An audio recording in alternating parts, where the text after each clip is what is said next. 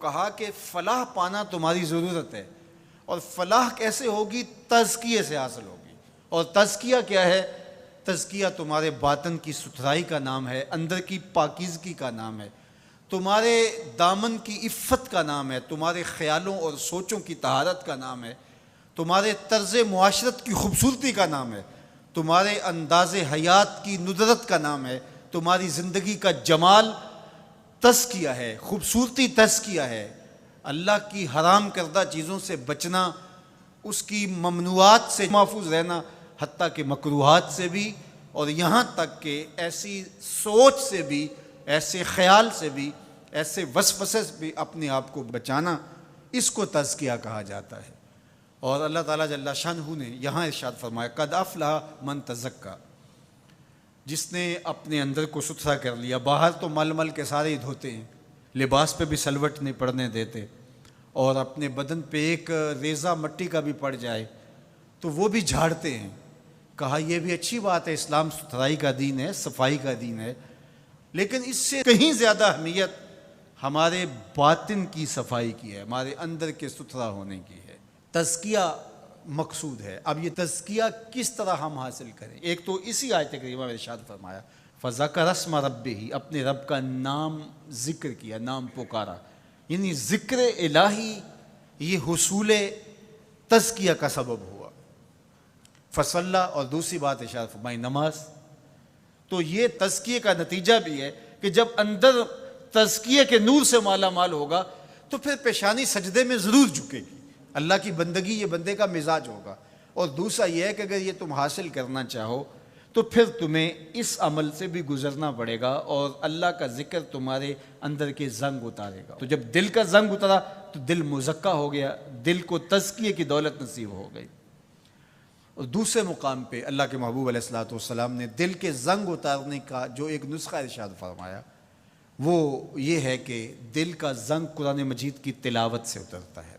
اب ذرا دیکھیے قرآن مجید میں بھی اس پر بڑی خوبصورتی کے ساتھ ارشاد فرمایا گیا۔ حضرت ابراہیم علیہ السلام کی جو دعا ہے ربنا وابعث فیہم رسولا، ابراہیم علیہ السلام اللہ کے گھر کی تعمیر کر چکنے کے بعد عرض گزار ہوتے ہیں کہ مالک تیرے گھر کی تعمیر کی، یقیناً تو اس کا بہتر صلہ عطا فرمائے گا، تو اپنی جناب سے جو اجر اور صلہ عطا فرمانا چاہتا ہے اس میں سے میری چاہت یہ ہے کہ تو وہ رسول برحق مبعوث کر دے جو ان پر تیری آیات کی تلاوت کرے۔ اور اس دعا کا ذکر اللہ تعالیٰ نے قرآن مجید میں کیا، اور جس مقام پہ دعا کی اس مقام کو بھی محفوظ رکھا۔ وَاتَّخِذُوا مِن مَقَامِ إِبْرَاهِيمَ مُصَلَّى، کہا اس کو جائے نماز بنا لو۔ آپ نے حج یا عمرے کی سعادت پائی ہو تو وہاں مطاف سے تو ہر رکاوٹ اٹھائی جاتی ہے کہ طواف کرنے والوں کو کوئی دقت نہ ہو، اور یہاں یہ پتھر نصب کیا ہوا ہے، یا اللہ تیرے گھر کے سامنے یہ پتھر تو نے تو پتھروں سے دور ہٹایا تھا، لیکن اس پتھر کے نیڑے آ کے سجدہ کرنے کا کہا گیا۔ وَاتَّخِذُوا مِن مَقَامِ إِبْرَاهِيمَ مُصَلَّى، طواف کر لیا، عمرہ کر لیا، حج کی سعادت پائی، طواف زیارت کر لیا، لیکن کہا کہ تمہارا طواف نہیں مانوں گا جب تک 2 رکعت یہاں نہیں پڑھو گے جہاں میرے یار کے قدم لگے۔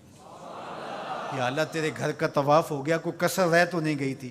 کہا محبت کی بولی جانتے ہو تو یار کا ڈیرا اچھا لگتا ہے، اتنی دیر تک تمہارا طواف ہی قبول نہیں جب تک یہاں ماتھا نہیں رگڑو گے جہاں میرے یار کے، میرے خلیل کے قدم لگے۔ اب وہاں پیشانی رگڑائی جا رہی ہے اور وہاں ماتھا رگڑا جا رہا ہے۔ کہا یہ مقام ابراہیم ہے، یہ عزت کا مقام ہے، اس پتھر کے نیڑے لایا جا رہا ہے۔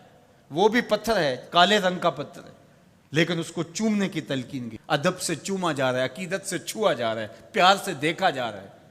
میں نے بوڑھے اشخاص کو بھی دیکھا کہ ہتھیلیوں پہ جان رکھ کے پتھر کو چومنے کے لیے بے چین ہے۔ اکلوتے بیٹے کو چومنے کے لیے ماں کی وہ تڑپ نہیں ہوتی جو اس پتھر کو چومنے کے لیے کلیجے کے اندر بےتابی اور ایک بے چینی اور اضطراب ہوتا ہے، مجھے ایک بوسہ میسر آ جائے۔ یہ تڑپ کیوں؟ یہ راز حضرت عمر نے کھولا۔ حجر اسود کو چوم رہے تھے اور چومنے سے پہلے بولے اے حجر اسود تجھے کبھی نہ چومتا اگر میرے حضور نے نہ چوما ہوتا۔ ہم نے قطرہ دیکھا نہ کبھی دریا پہ غور کیا، بس جہاں تیری جھلک نظر آئی وہی ڈوب گئے۔ تو یہ عقیدتوں کے رنگ ہیں، یہ محبتوں کے روپ ہیں، یہ الفتوں کا ایک عجیب جہان ہے جو ہم نے یہاں آباد دیکھا۔ تو یہ پتھر ہو کر کے بھی عزتوں کا ظرف قرار پایا، اور اس کو سینے کعبہ کے اندر نصب کر دیا گیا، کہا یہ نشان ہے، یہ شاعر اللہ میں سے ہے، یہ جائے نماز بنا لو، یہ عزتوں کا ظرف قرار پایا۔ اس کو یہ عزت کیوں ملی؟ اس لیے کہ حضرت خلیل اللہ کے قدم لگے۔